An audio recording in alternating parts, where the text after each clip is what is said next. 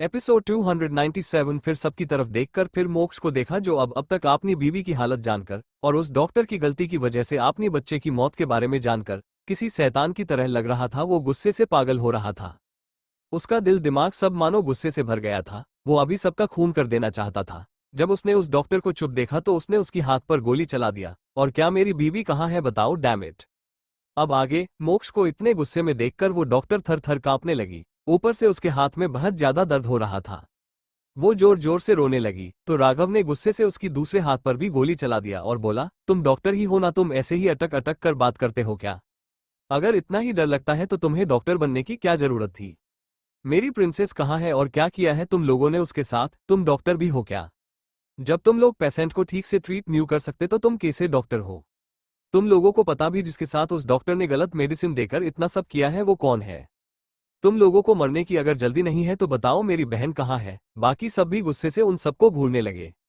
वहीं मोक्ष अपने गन की नोक से अपना माथा सहला रहा था। आज वो किसी को भी जिंदा नहीं छोड़ने वाला था। उसे तो ये भी पता नहीं है कि उसकी बीवी प्रेग्नेंट थी। 2 वीक प्रेग्नेंट और उसका तीसरा बच्चा अब इस दुनिया में आने से पहले ही डॉक्टर और इन लोगों ने उसे मार दिया। मोक्ष अपनी भयानक आवाज में बोला, मेरी बीवी कहाँ है? अगर 10 सेकंड के अंदर मुझे जवाब नहीं मिला तो तुम सबकी लाश में यहाँ बिछा दूंगा। फिर डैनी को देखकर बोला, डैनी जाओ अपनी मोम को ढूंढो, जो कोई भी तुम्हें रोकने की कोशिश करे तुम उसके साथ जो चाहे कर सकते हो। Okay dad. इतना कहकर डैनी वहां से किसी पर बिना ध्यान दिए ऊपर की तरफ चला गया। वहीं मोक्ष के इतने डरावना रूप को देखकर एक और डॉक्टर जो 40 साल का लग रहा था वो पास आकर बोला, अगर हम बता दे तो क्या आप हमें जाने देंगे? उसे बहुत डर लग रहा था क्योंकि उन्होंने बाहर देखा खिड़की से तो पूरे हॉस्पिटल को काले कपड़े पहने लोगों ने घेर लिया था। और कुछ गार्ड्स यहाँ बाहर भी थे। वो समझ गए थे कि ये सब गार्ड्स इन लोगों के हैं। अगर सच नहीं बोला तो यहाँ से आज जिंदा भी बाहर जाना मुश्किल लग रहा था। ये पूछने की औकात नहीं है तुम्हारी। दक्ष गुस्से से बोला, मेरी भाभी कहाँ है बताओ वरना मरो। उसने उस डॉक्टर पर गन तान दिया। तो वो डॉक्टर गिड़गिड़ाते हुए बोला, मैं बताता हूँ, ये हॉस्पिटल डॉक्टर कपाड़िया का ही है। यहाँ आसपास कोई और हॉस्पिटल नहीं है, यही छोटा सा हॉस्पिटल है। फिर वो हकलाते हुए बोला, पर डॉक्टर कपाड़िया को ज्यादा मेडिकल नॉलेज नहीं है। आज तक उनकी वजह से कई सारी मरीजों की जान गई है, पर हम सब कुछ नहीं कर सकते थे। डॉक्टर कपाड़िया पैसे देकर उन केस को क्लोज कर देते थे और हम उनकी ही हॉस्पिटल में रहकर उनके खिलाफ नहीं जाना चाहते थे। और यहाँ डॉक्टर कपाड़िया ऑर्गन स्मगलिंग भी करते हैं। जिन मरीजों की कोई नहीं होता या वो मरीज जो अभी थोड़ी देर पहले मर गए होते, वो उनकी ऑर्गन को निकाल कर बेच देते हैं। आपकी वाइफ को भी 3 दिनों में कोई ढूंढने नहीं आया और वो कोमा में भी है, तो डॉक्टर कपाड़िया को लगता है कि वो अभी कभी नहीं उठेगी। और उसके पास भी कोई नहीं है फैमिली लोग, इसलिए कल वो बात कर रहे थे कि आज वो आपकी वाइफ की ऑर्गन शायद सर्जरी करके निकाल देंगे। फिर दूसरे बॉडी की तरह जिनकी कोई फैमिली नहीं होती वो उनकी बॉडी को भी जला देते। ये सुनकर मोक्ष का खून खौल गया। उसकी आंखें खून की तरह लाल हो गई थी। मोक्ष ने उस डॉक्टर पर गोली चला दिया। वो गुस्से से चिल्लाया, राघव इस हॉस्पिटल में आग लगा दो, सबको मार डालो, जो जो उसमें शामिल है सबको मार डालो। इन सबकी हिम्मत कैसे हुई मेरी बीवी के बारे में ऐसा सोचने की भी? मोक्ष गुस्से से चिल्ला रहा था। इस वक्त वो बहुत भयानक लग रहा था। उसकी बीवी लाखों लोगों की जान बचती है और ये डॉक्टर उसकी बीवी की जान ले लेना चाहते हैं। उसकी बीवी के बारे में किसी की इतनी घटिया बातें सोचने की भी हिम्मत कैसे हुई? बाकी सब भी उस डॉक्टर की बात सुनकर गुस्से से उबल रहे थे। ध्रुव और रुद्र आगे आकर बोले, पहले हमें अपनी प्रिंसेस को ढूंढना होगा, उसके बाद चाहे इस हॉस्पिटल में आग ही क्यों ना लगा दो कोई फर्क नहीं पड़ता। पर ईशानी अभी भी इस हॉस्पिटल में ही है, हुए उसे बचाना होगा। मोक्ष पागलों की तरह बिहेव कर रहा था। मोक्ष उसकी बात सुनकर ऊपर की तरफ भागा। जिस तरफ डैनी गया था उसे अपनी बीवी की बहुत चिंता हो रही थी। उसकी आंखें इस वक्त बस अपनी बीवी को देखने के लिए तरस रहे थे। 3 लोगों ने उस घटिया डॉक्टर का साथ दिया। सच छुपाया क्यों सिर्फ पैसों के लिए? राघव गुस्से से बोला। अगर आज उनकी लेडी बॉस को कुछ हो जाता तो फिर उसके बॉस तो पूरी दुनिया में आग लगा देते। और अभी जो उनकी हालत है उसे देखकर कोई भी बता सकता है कि उनकी बॉस लेडी बॉस के लिए कितने ज्यादा पागल है। तभी वो दोनों डॉक्टर दर्द से रोते हुए बोले, हमारी कोई गलती नहीं है, हमारे पास कोई ऑप्शन नहीं है। हमें बहुत पहले दूसरे हॉस्पिटल से निकाल दिया गया था कुछ गलती की वजह से। हम कहीं और दूसरे हॉस्पिटल में काम नहीं कर सकते। डॉक्टर कपाड़िया को पता है कि हमें जॉब देना इल्लीगल है, फिर भी उन्होंने हमें जॉब दिया।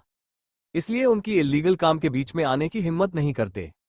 उनकी दी हुई सैलरी से ही हम घर चला पाते हैं। प्लीज सर, हम पता है कि ये सब हमारी गलती है, पर हमें माफ कर दीजिए प्लीज।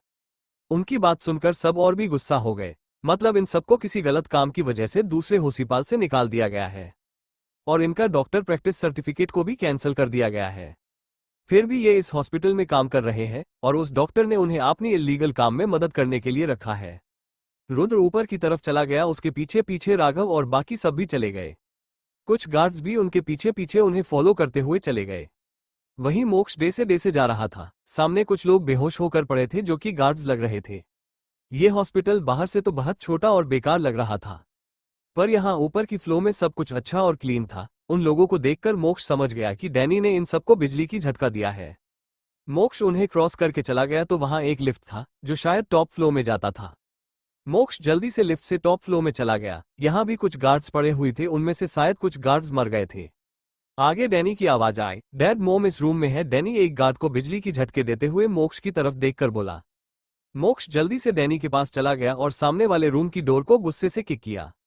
वो डोर एक झटके में टूटकर गिर गया। मोक्ष अंदर भाग गया, उसके पीछे पीछे डैनी भी उस गार्ड को दूर फेंक कर चला गया।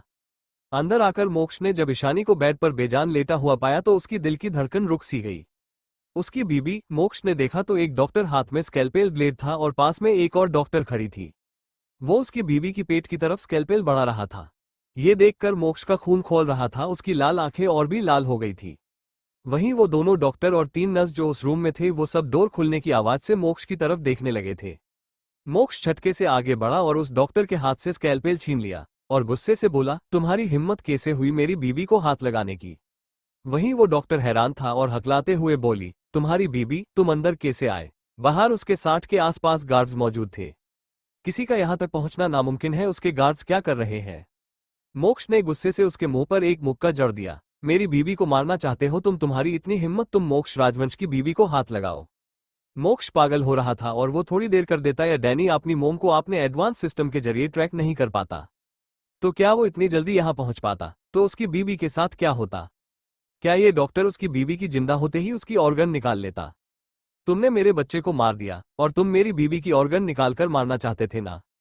तुम्हें इस स्कैल्पेल से खेलना बहुत पसंद है ना, तो चलो मैं तुम्हें बिना एनेस्थीसिया दिया तुम्हारा सर्जरी कर देता हूं। वो डॉक्टर तो थर थर कांप रहा था, वहीं बाकी डॉक्टर और नर्स भी कांप रहे थे।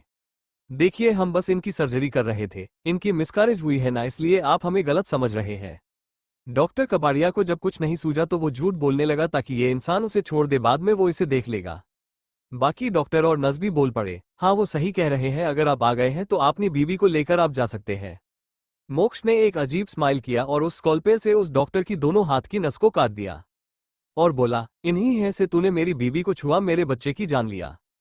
तो उस डॉक्टर की हाथ से खून पानी की तरह बहने लगा। बाकी लोग तो और भी डर गए ये सब देखकर।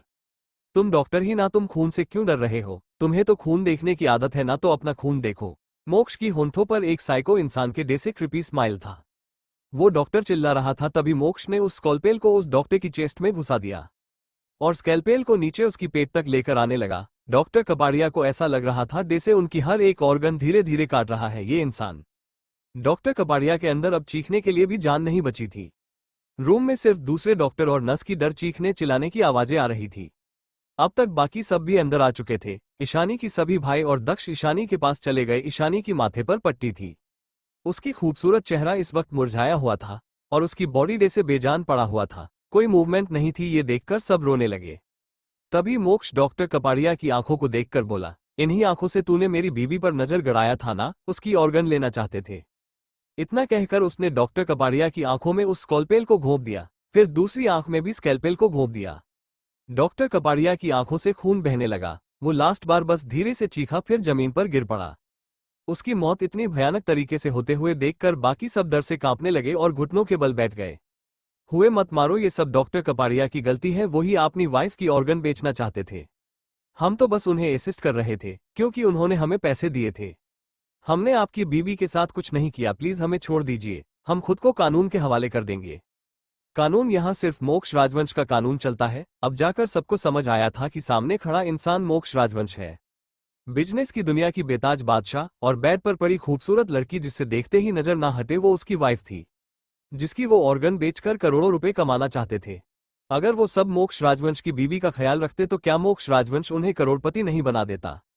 तो उन सबने ऐसा क्यों किया, पर अब पछताने से क्या फायदा होता। क्या मोक्ष राजवंश उन्हें जिंदा छोड़ देता। कुछ देर में मोक्ष ईशानी को गोद में लेकर रूम से बाहर आया। वहीं बाकी सबने एक नज़र रूम को देखा जहां अब बस कटी फटी बॉडी ही बची हुई थी। उसे देखकर दर्शित, दक्ष और बाकी सब डर गए। आज वो समझ गए कि सब कुछ करना पर अगर आप मोक्ष राजवंश की वाइफ को छूते हो तो आपकी मौत पक्की, वो भी सबसे दर्दनाक तरीके से। सब हॉस्पिटल से बाहर आ गए, बस कुछ वार्ड बॉय और नर्स ही निर्दोष थे जिन्हें गार्ड बाहर के आए, और कुछ पेशेंट थे जिन्हें गार्ड बाहर ले आए। ऐसे भी हॉस्पिटल में जो हंगामा ही रहा था उस वजह से सभी लोग बाहर जाना चाहते थे, उन्हें गार्ड बाहर ले गए। कुछ ही देर में वो पूरा हॉस्पिटल आग से जलने लगा। मोक्ष ईशानी को लेकर पीछे बिना देखे चला गया।